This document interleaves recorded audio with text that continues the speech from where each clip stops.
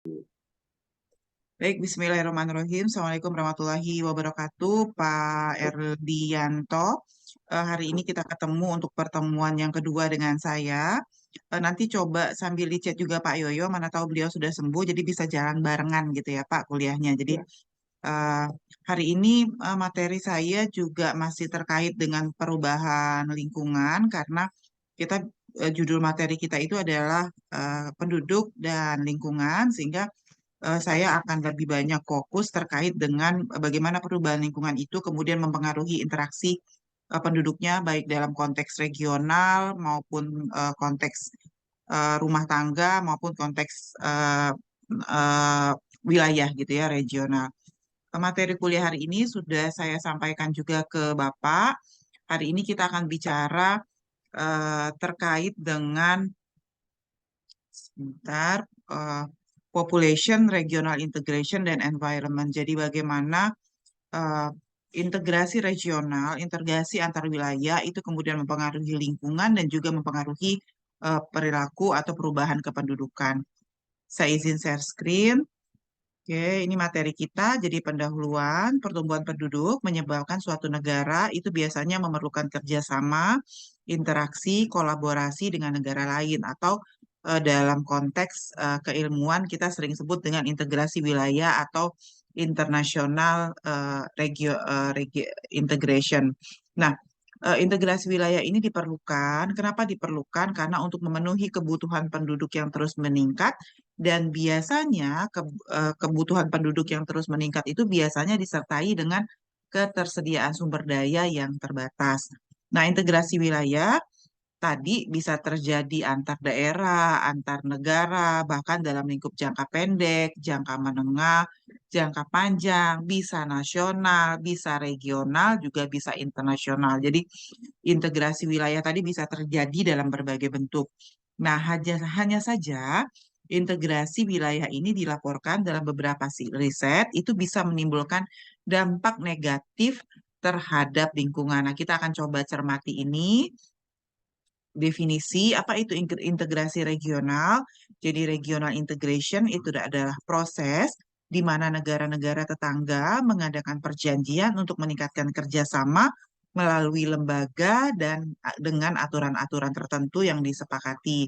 Nah, tujuan dari perjanjian ini tentu saja bisa berkisar ekonomi, kemudian bisa ekonomi, bisa kemudian meluas ke politik, kemudian juga bisa meluas ke lingkungan, meskipun biasanya beberapa negara itu telah mengambil bentuk inisiatif ekonomi politik, di mana kepentingan komersial itu menjadi lebih fokus. Jadi, kepentingan komersial itu adalah fokus untuk mencapai tujuan sosial politik dan keamanan yang lebih luas, sebagaimana didefinisikan oleh pemerintah secara nasional. Nah, integrasi regional telah diatur baik melalui struktur kelembagaan supranasional atau melalui pengambilan keputusan antar pemerintah dan kombinasi lainnya. Jadi, tergantung integrasi regional itu terjadi dalam jangka pendek, jangka menengah, jangka panjang, integrasi regional antar provinsi, antar daerah, nasional atau internasional, itu tergantung bagaimana nanti integrasi itu terjadi. Nah, akselerasi regional integration di East Asia, di Asia Timur, itu dibentuk mulai terjadi ketika adanya ASEAN Economic Community. Jadi tahun 2003, Oktober 2023, pemimpin negara ASEAN mendeklarasi tentang Asian Economic Community yang kemudian akan menjadi tujuan terbentuknya regional ekonomi tahun 2020. Jadi itulah sebetulnya mulai adanya akselerasi regional integration. Sebagai tambahan, AEC di ASEAN itu kemudian membentuk juga ASEAN Security Community, membentuk juga ASEAN Socio-Cultural Community, dan beberapa pilar-pilar lain yang kemudian menjadi berbagai bentuk kerjasama di ASEAN. Nah, Dobson tahun 1991 mengemukakan konsep bagaimana integrasi itu terjadi. Jadi awalnya sebelum ada integrasi cenderung akan ada konflik. Kemudian masing-masing yang punya konflik itu akhirnya merdeka, ya, kemudian setelah merdeka mereka melakukan koordinasi, sudah koordinasi baru tercapai apa yang disebut dengan integrasi. Jadi ada beberapa tingkatan. Nah, mulai dari merdeka sampai ke kanan inilah kita menuju proses integrasi. Jadi tidak bisa serta-merta langsung terintegrasi, ada koordinasi dulu, merdeka dulu, baru akhirnya terintegrasi antar negara. Nah, ini adalah dampak dari regional integration itu terhadap perkembangan sebuah negara dalam konteks perdagangan.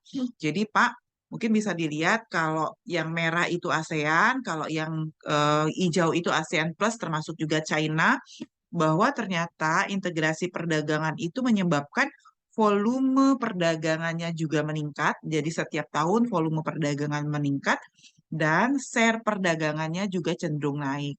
Tetapi lebih kalau kita lihat sebetulnya volumenya yang meningkat dengan adanya integrasi perdagangan, baik di negara ASEAN maupun ASEAN Plus Plus.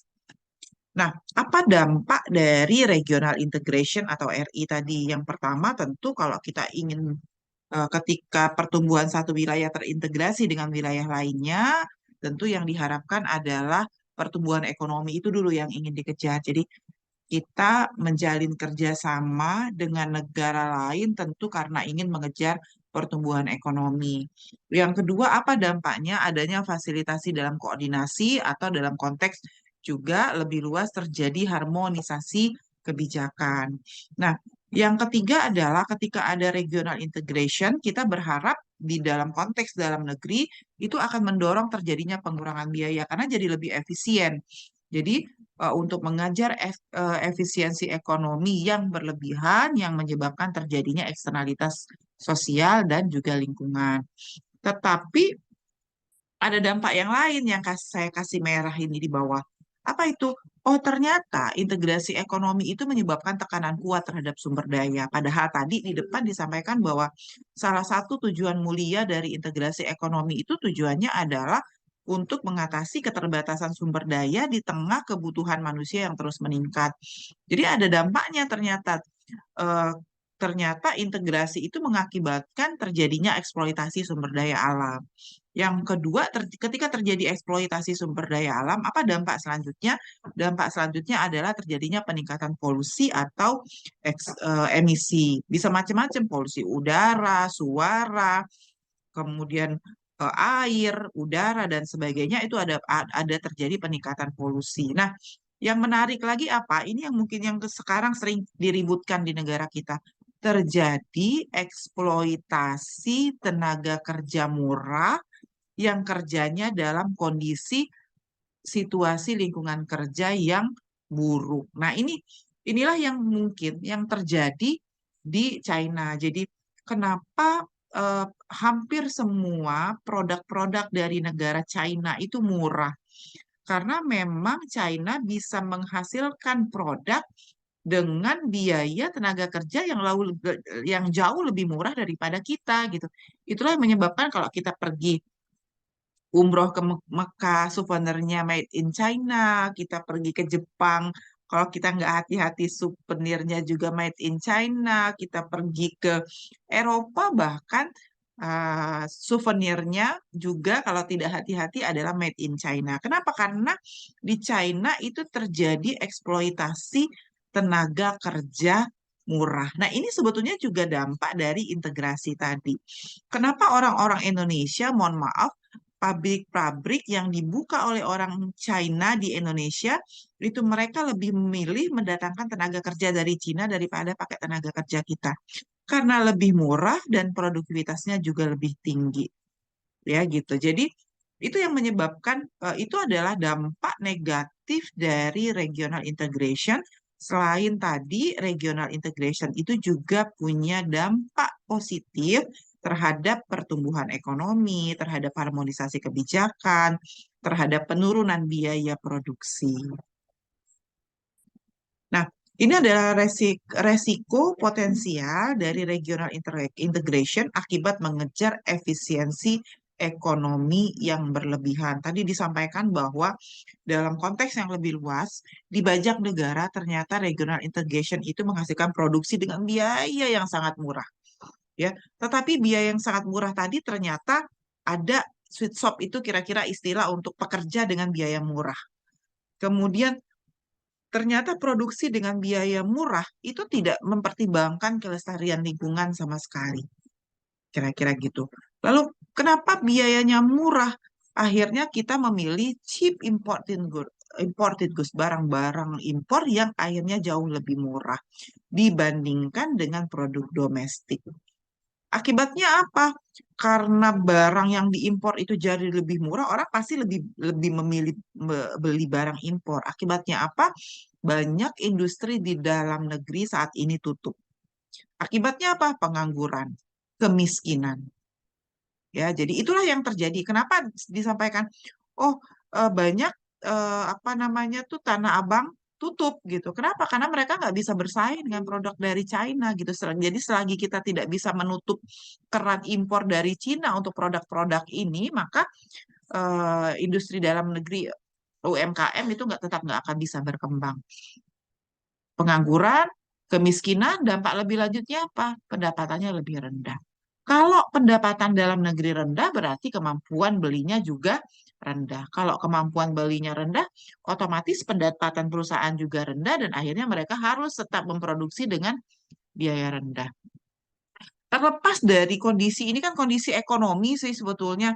Ternyata kondisi ekonomi ini juga berdampak pada eksternalitas lingkungan. Apa itu? Muncullah isu-isu lain terkait dengan eksternalitas lingkungan. Jadi karena tadi produksi dengan biaya rendah itu tidak mempertimbangkan keberlanjutan lingkungan, artinya ada eksploitasi sumber daya alam, maka apa? Ada kehilangan didukung oleh climate change juga. Akhirnya apa?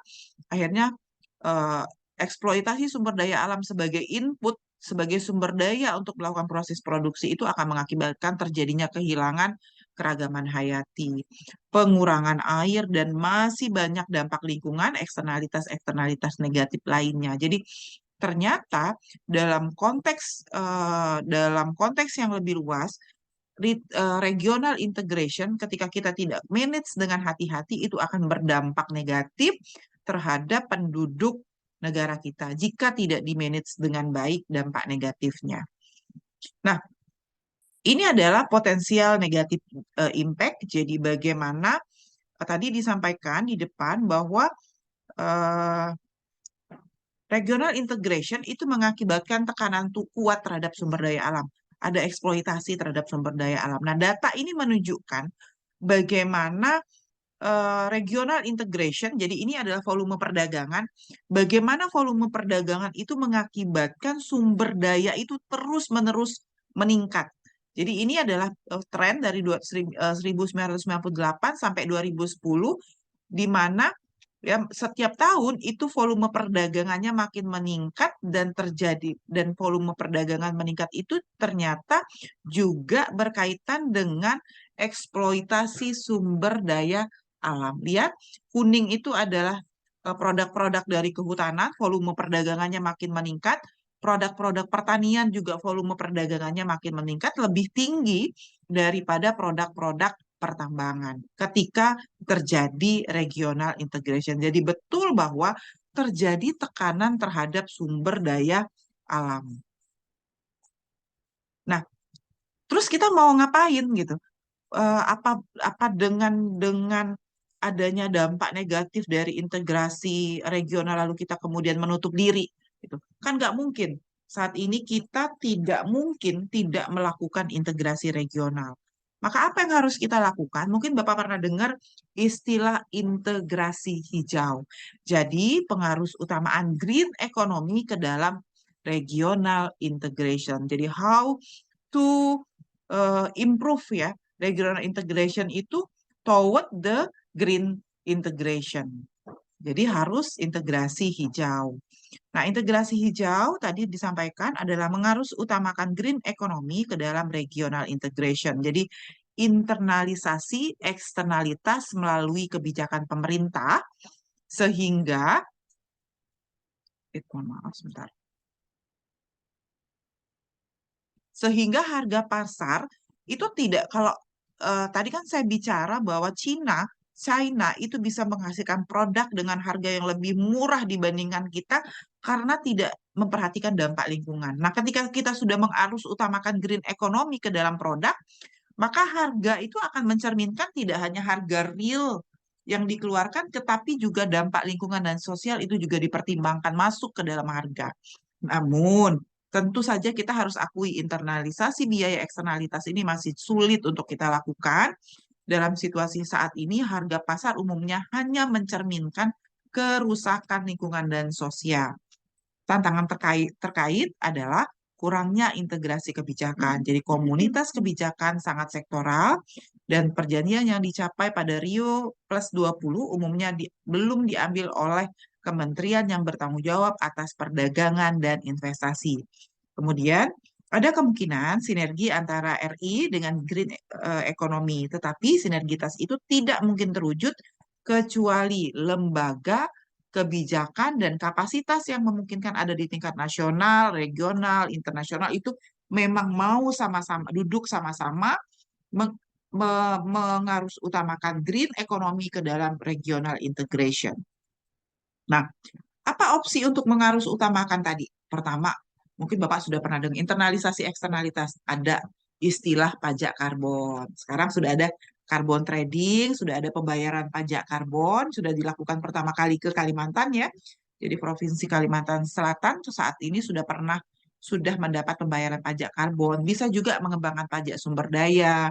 Sekarang sudah mulai dihitung tuh pembayaran atas jasa ekosistem, kemudian ada akuntansi hijau, lalu ada strategic environmental assessment untuk tahu bagaimana penilaian kondisi lingkungan strategis, ada sertifikat ramah lingkungan, ada misalnya untuk kelapa sawit. Orang Eropa nggak tahu kalau tidak ada ISPO, tidak ada RSPO, maka tidak diterima ekspor kelapa sawit kita ke Eropa. Nah, itu salah satu cara untuk mengarus utamakan GA ke dalam regional integration.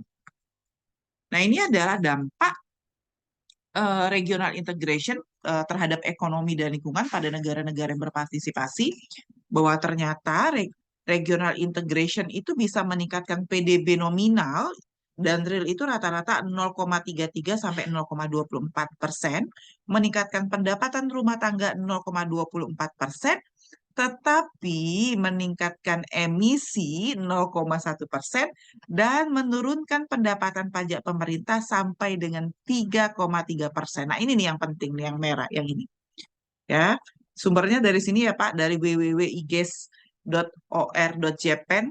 Jadi mereka mengamati kondisi ini. Jadi ternyata regional integration itu dampak negatifnya sebetulnya lebih besar daripada peningkatan PDB yang tadinya awalnya dipakai sebagai alasan untuk melakukan regional integration. Nah, karena itu ini harus di-manage, Pak.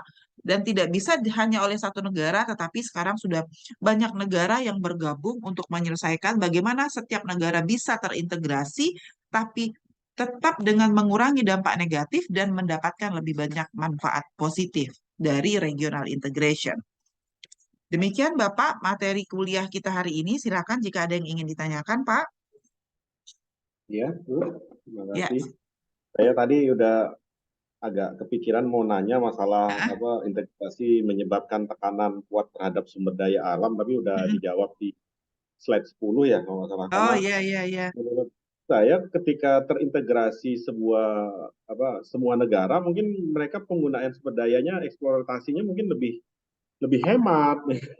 Karena kan Harusnya udah seperti itu. terintegrasi nih, udah Betul. rame-rame, tapi mungkin tekanannya di sisi lainnya tadi seperti itu. Tadi udah terjawab di slide 10 tadi Bu udah. Iya. Oke. Jadi iya, jadi seperti itu ya Pak. Jadi eh, kita tidak bisa menolak regional integration, itu nggak bisa. Karena hampir nggak Cina pernah menutup negaranya menjadi close economy. Jadi Cina pernah menjadi negara tertutup, jadi betul-betul melakukan perbaikan ke dalam, tidak melakukan interaksi keluar, tetapi setelah kuat mereka membuka diri dan akhirnya menjadi negara maju yang bisa bersaing dengan Amerika bahkan dengan Eropa bahkan seperti itu. Tetapi untuk Indonesia saat ini kita nggak mungkin melakukan menutup gitu ya celah integrasi dengan negara lain. Justru kita ingin seluas-luasnya melakukan integrasi dengan negara lain, tentu dengan mempertimbangkan berbagai hal, dengan mengarus utamakan green economy, sehingga dampak-dampak negatif yang tadi gitu ya, yang kita khawatirkan itu bisa kita minimalisir. Jadi kita nggak mungkin menolak terjadinya integrasi ekonomi tadi. Silakan lagi, Bapak. Ada lagi, Bapak? Sudah, cukup Oke, ini. baik. Kalau begitu, saya tutup kuliahnya ya, Pak. Ya, Terima kasih atas terima kasih perhatiannya. banyak. Ya, Ya, semoga bermanfaat. Terima kasih. Wassalamualaikum ya. warahmatullahi wabarakatuh. Saya langsung end meeting ya, Pak. Wah, iya Bu, terima kasih Bu.